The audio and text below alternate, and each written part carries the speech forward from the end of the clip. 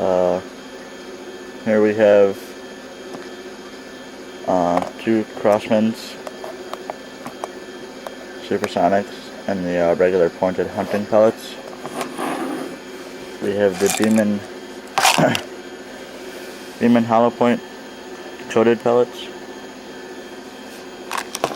We have the Gamma Tomahawks. We have some daisies. Regular pointed hunting pellets. And RSW hobby pellets. I will be going through just about all the details on them. Alright, let's start off with the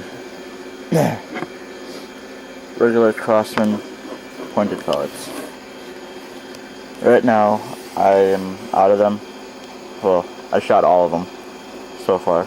And what I have in here right now are the daisy ones. The container for the daisies were all messed up, so I had to put them in the Crossman right here. But they look pretty much the same thing. The Crossmans are a little bit more silverish. They're pretty nice for your average local store pellets.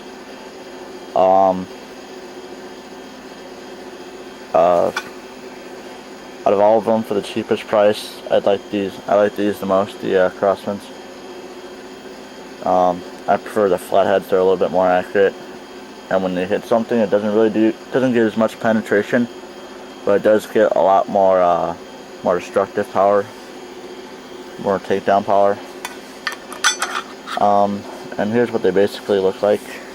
Hold on,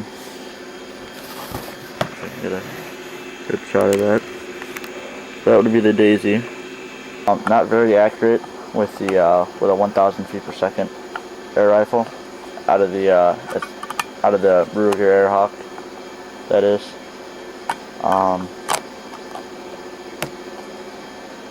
But they're nice for $3.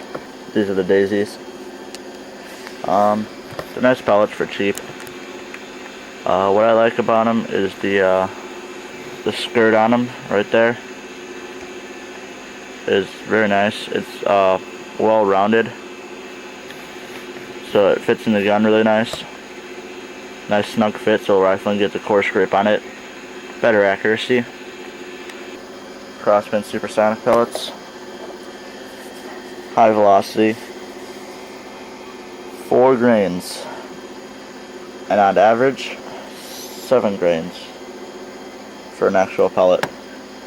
Well, most of them are 7.4 to 7.2. For the daisies, they're 7.2. For the Crossmans, they're 7.4. But these are supersonic high velocity. They will break subsonic out of a 1,000 feet per second gun. But these are lead free also. They're very nice if you have like a gun that shoots 500 or. But you can see these are kind of hollow point right there. They're very nice. They're very soft. They expand a lot. A skirt.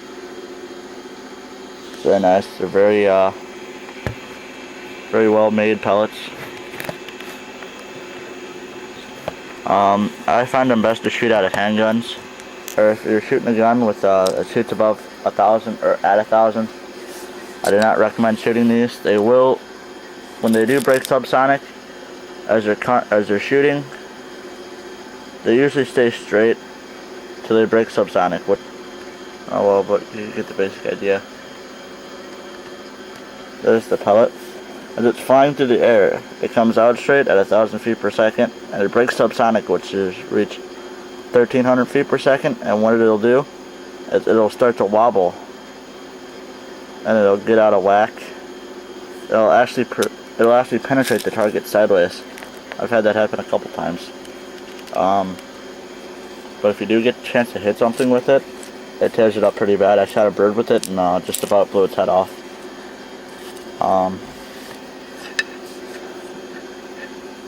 But those I recommend for low velocity guns that are not shooting above 1,000. So if you're looking to get that extra 30%.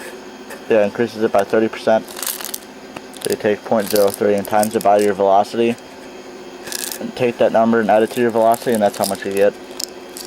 So like 1,000 times 0.03 would be 300. Add 300 to 1,000, 1,300. Next we have the Gamma Tomahawks. These are one of my least favorites. There's a point in the middle, and it's hollowed out. As you see, you got the point right there, and then it's hollowed out a little bit. And as you see, it has that little, kind of like how you can see where they made it at, how the mold shaped it. And almost all of them are like this. But it has that little line right there.